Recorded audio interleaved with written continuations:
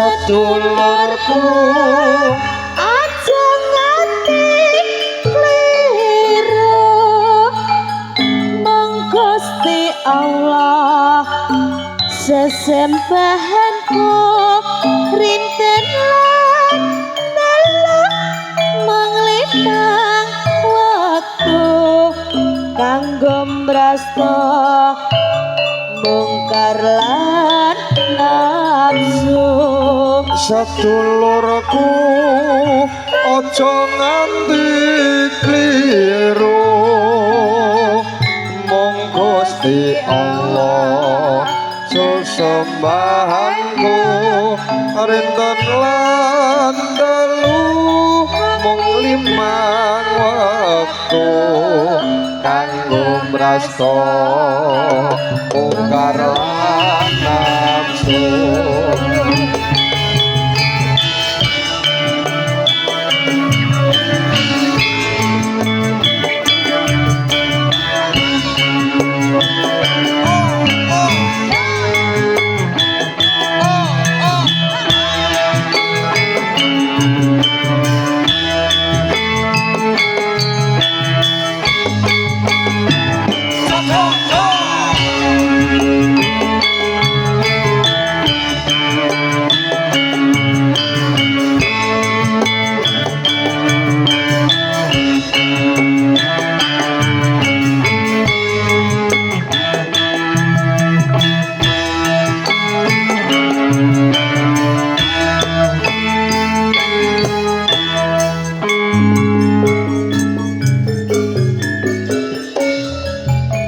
Asmono wati malwati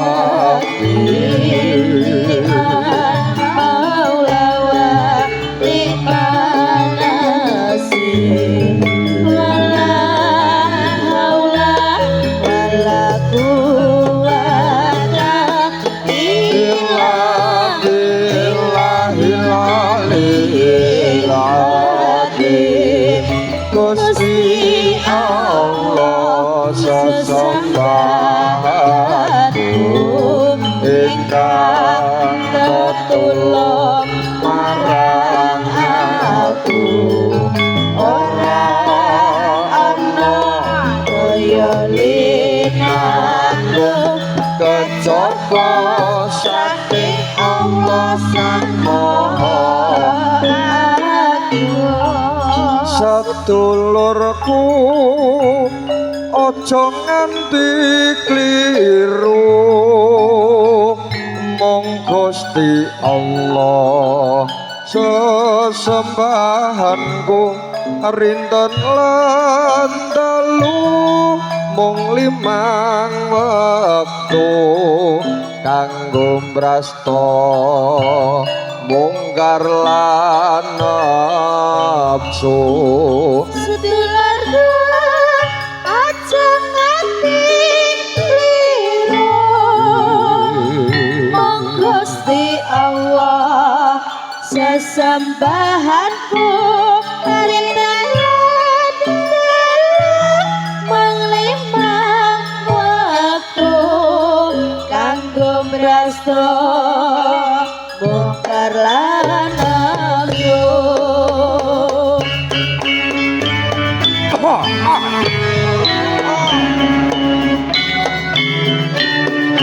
totolan kula adili saya iki aksara maruta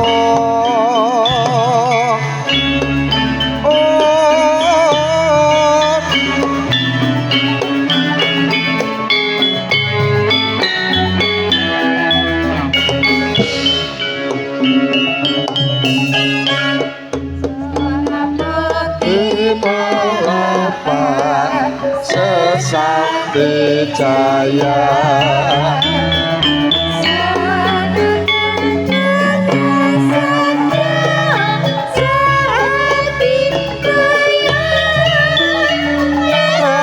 Raweran Mas Malang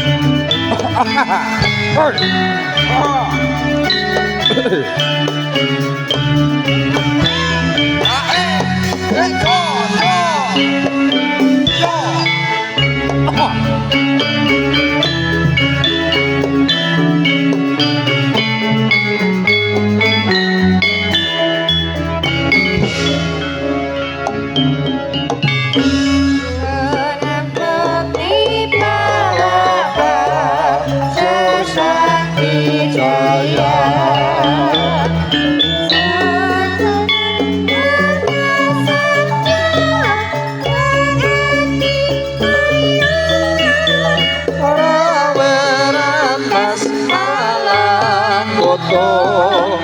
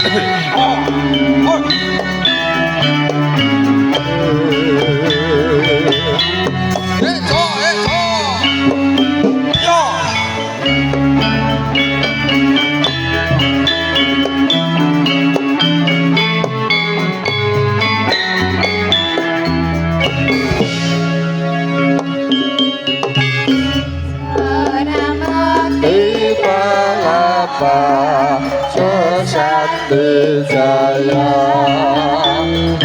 Semangat dan saja sehati ayat Raweran semangat moto.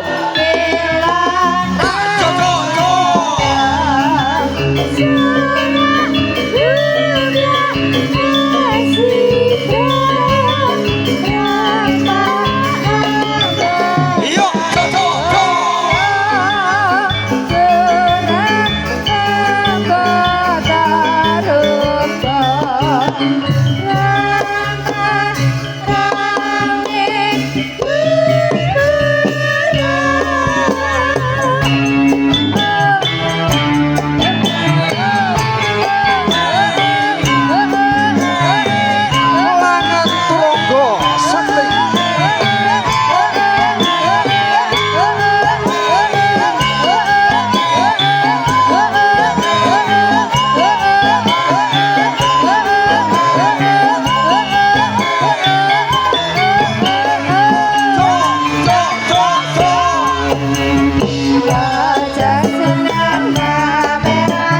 Tronggo kelawan Donyati.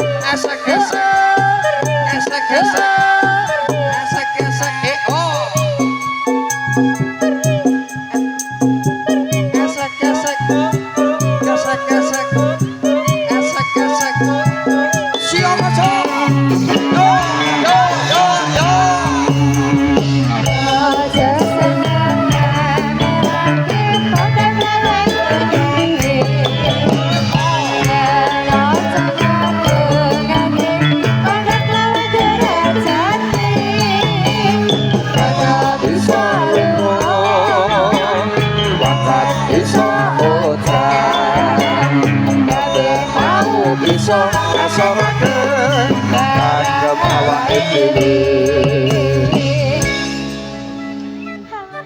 Alah alah esek esek esek esek esek esek esek alah alah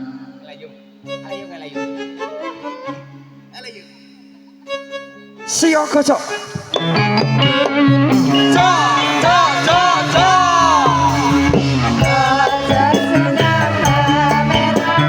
Podo kawan Donyati.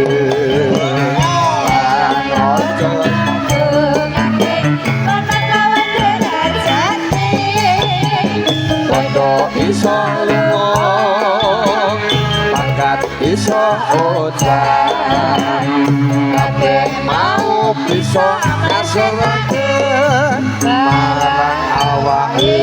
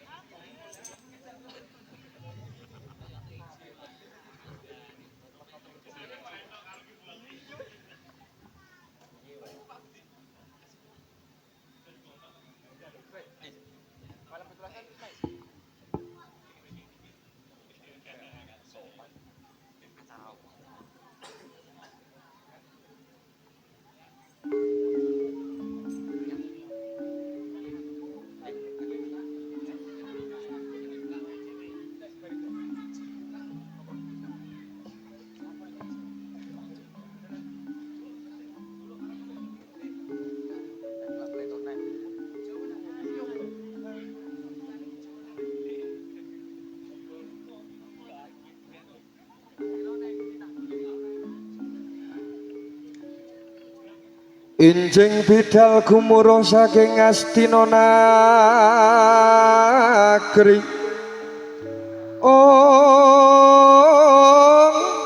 Gung ingkang Balakaswa abrabasananira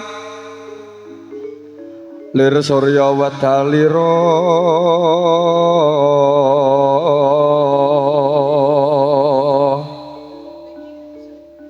saka kang jalani dingarsa madangi jagat dok mungop aning sapucaing mukir marbaba kang sumirat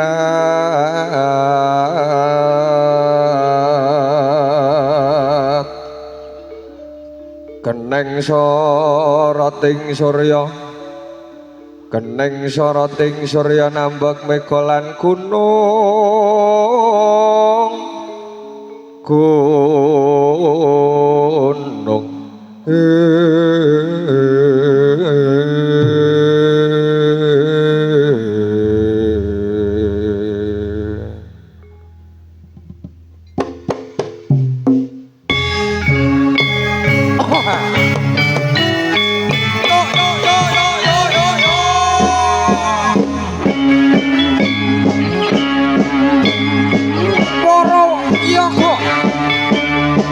siapa cowok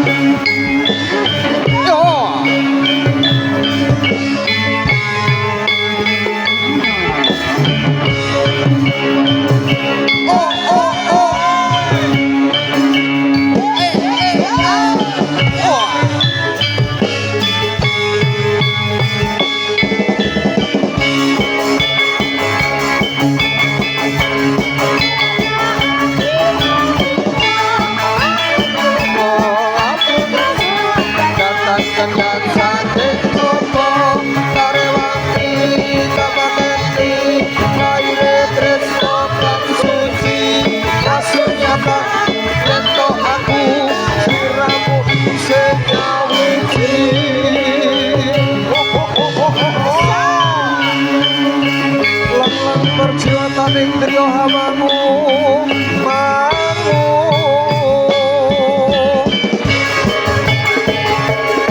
asmara kuwata ati kawula kakan kendang saking coba karewangi kapateti laire tresno kang suci langsung nyata yen kok aku sliramu isih nyawiji yo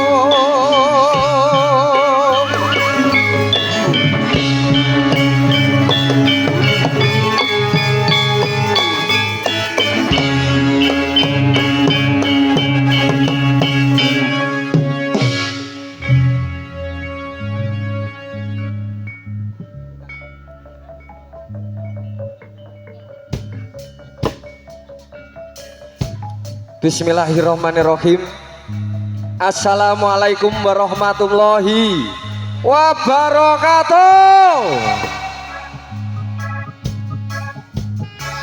Ngaturaken sugeng dalu kasugengan kasarasan saha karahayon dumateng para tamu ingkang dahat sinedan ugi para pamirsa pametri budaya ingkang adiluhung sedaya warga masyarakat Dukuh Ngabean Candi Ampel Kabupaten Boyolali sugeng tetepangan saha pepanggihan kalian mrikanca langen turangga sekti ugi mboten katalupen kali mrikanca Yes Band musik ingkang badhe maraswan ngabiyantara wonten ing satunggaling tata adicara merti dusun Ngabean Candi Ampel Boyolali. Mugi-mugi kanthi pangajab kula lan panjenengan sedaya kesenian dipun gelar, mugi-mugi sedaya warga masyarakat Ngabean dipun paringi sehat bagas waras keselamatan. Amin Allahumma. Mugi-mugi dipun paringi rejeki ingkang kathah halal barokah. Amin Allahumma.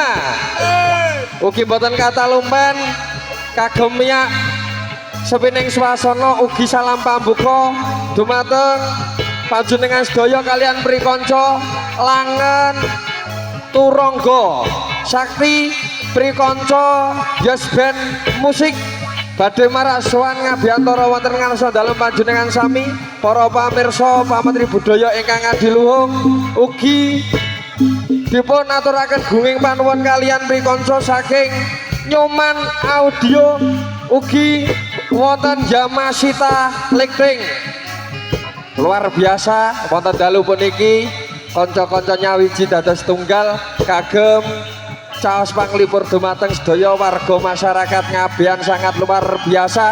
Beri tepuk tangan dulu yang meriah monggo. Setunggal bapak setunggal widawati saking Yes Band musik dipun aturaken dipun katuran jumeneng sawetawis wonten piswanipun wonten Ami Apre Lia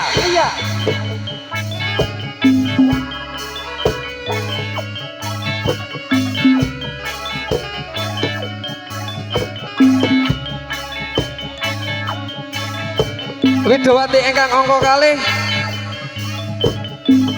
ingkang mijil saking Laladan Kabupaten Boyolali wonten biswanipun Dian Denok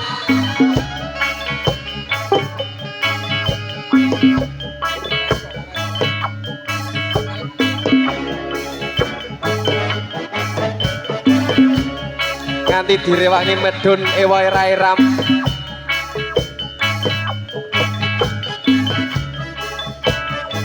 isole medun pora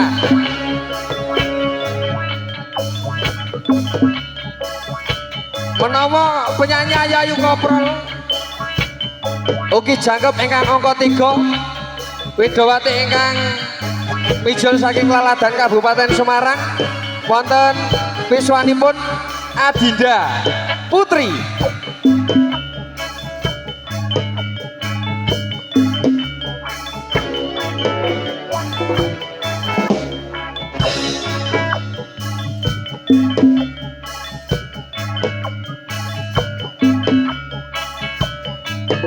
sinarengan prikonco Yes Band kami witi kabudayan Jawi wonten ing dalu puniki dipun katuraken setunggal salam pambuka kagem sedaya pamirsa budaya wonten piswanipun prikonco Langgen Turangga Sakti lumantar prikonco Yes Band musik pro Jackson.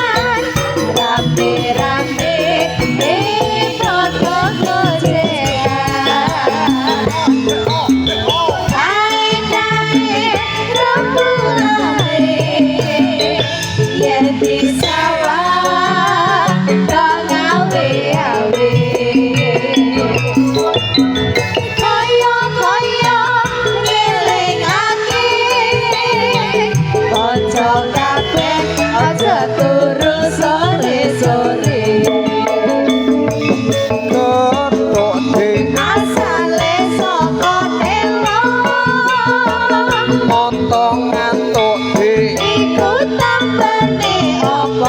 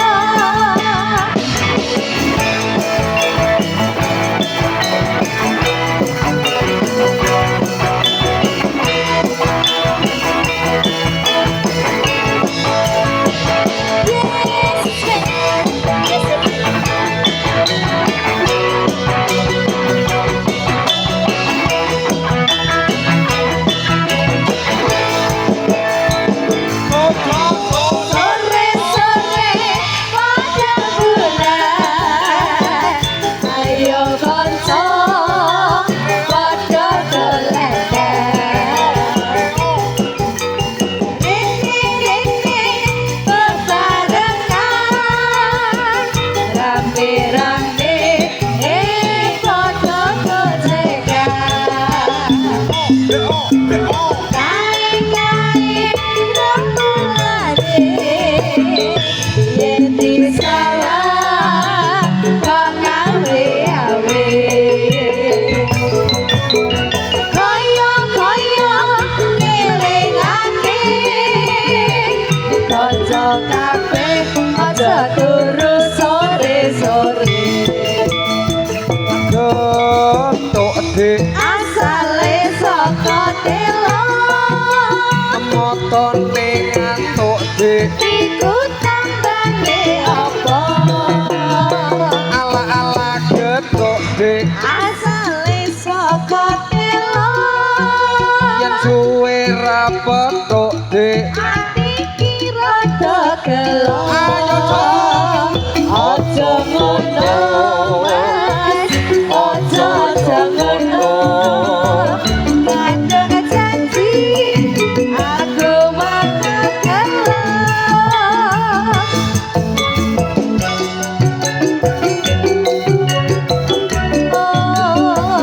Kadung janji aku mangko gelo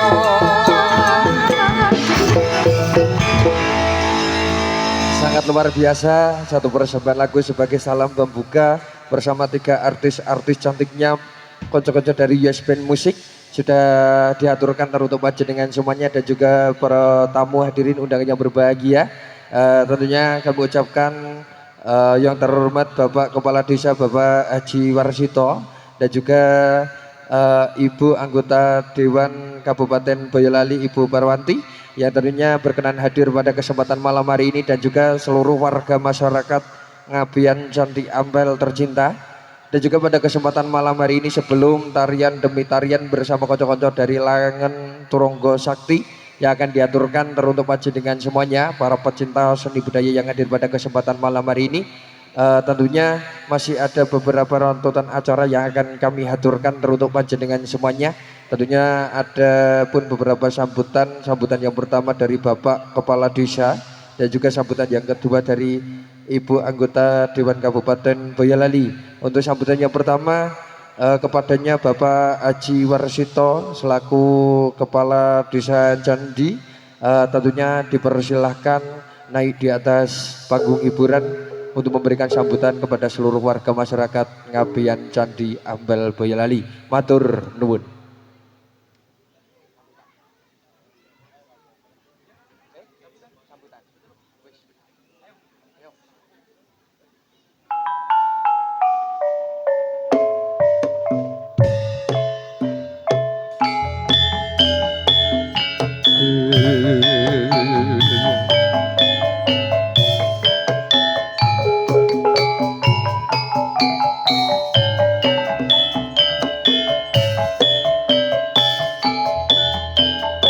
Katuraken dumateng Bapak Haji Warsito dipun katuraken mingga ing sasana pepanggungan kapure hamodhar sabda matur nuwun.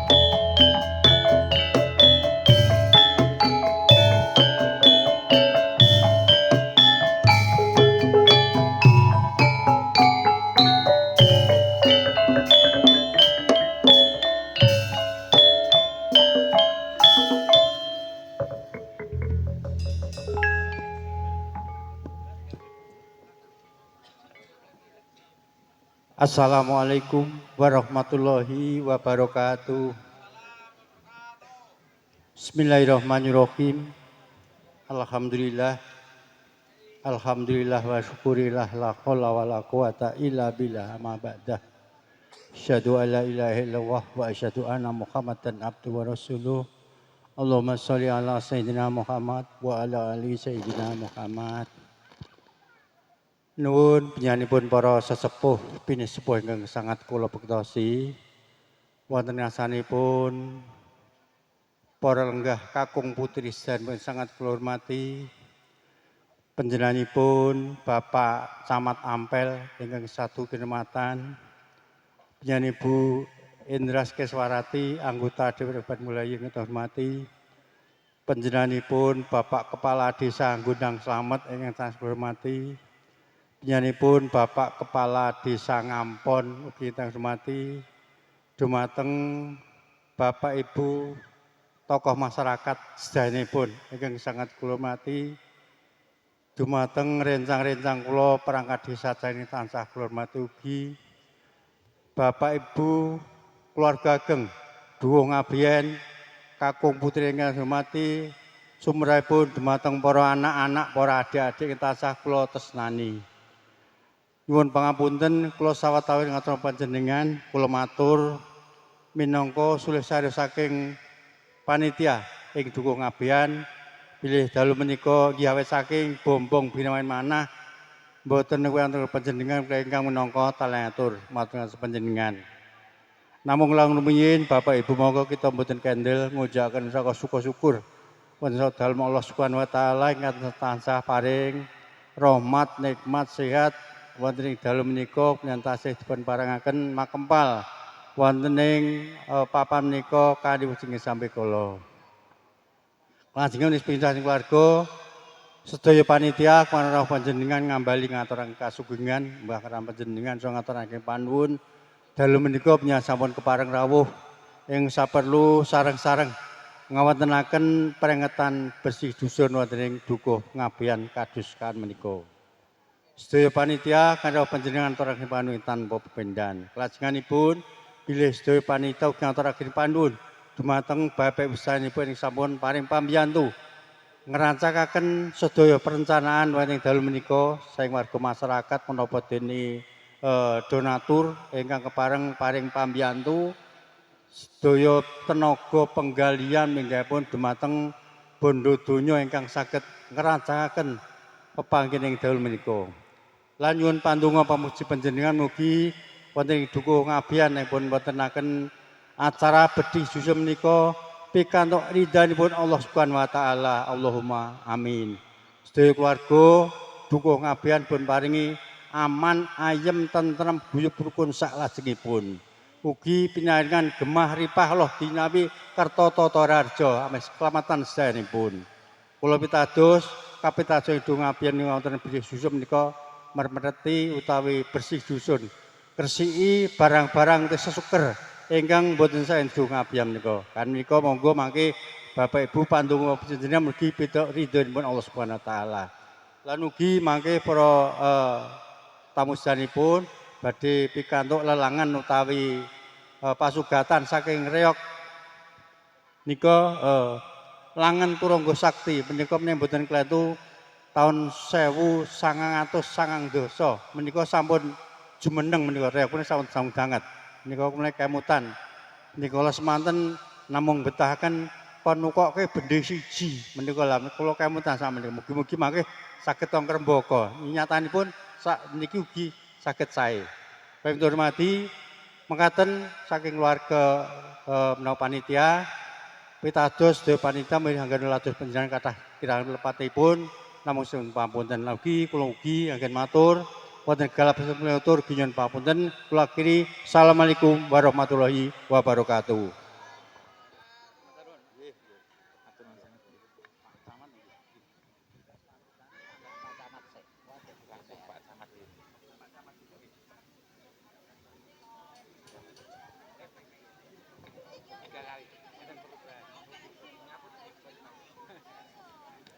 Diucapkan terima kasih Bapak Haji Warsito selaku Kepala Desa Candi yang sudah memberikan sambutannya kepada seluruh warga masyarakat dan juga pada kesempatan malam hari ini teruntuk sambutan yang kedua kepadanya Bapak Camat Kecamatan Ambal.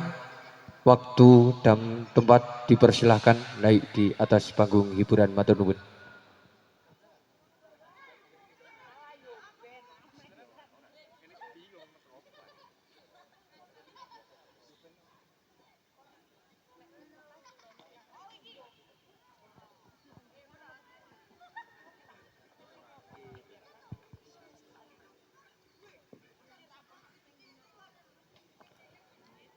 Assalamualaikum warahmatullahi wabarakatuh. Yang kami hormati Ibu anggota Dewan DPRD Kabupaten Boyolali, Ibu Indra, sekalian garwo, Pak Lurah Ngampon, Pak Lurah Candi, sekalian Ibu, kalian perangkat desanipun, Pak Lurah Gundang Slamet, ingkang kawula hormati, sedaya panitia bersih dusun Dukuh Ngabian Desa Candi, Kecamatan Ampel, tokoh masyarakat, tokoh agama, Bapak Ketua RT RW, Soho, sedaya panitia bersih dusun Desa Dukuh Ngabian ingkang kawula hormati. Puji syukur kita tansah kunjuaken dumateng asmanipun Allah Subhanahu wa taala ingkang sampun paring karahmatan, kenikmatan, katitik ing wonten dalu menika kita saged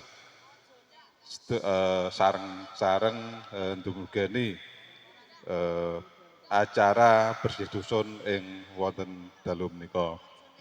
Nyuwun pangapunten dalem dipun utus kalian Bu Wakil Bupati Boyolali,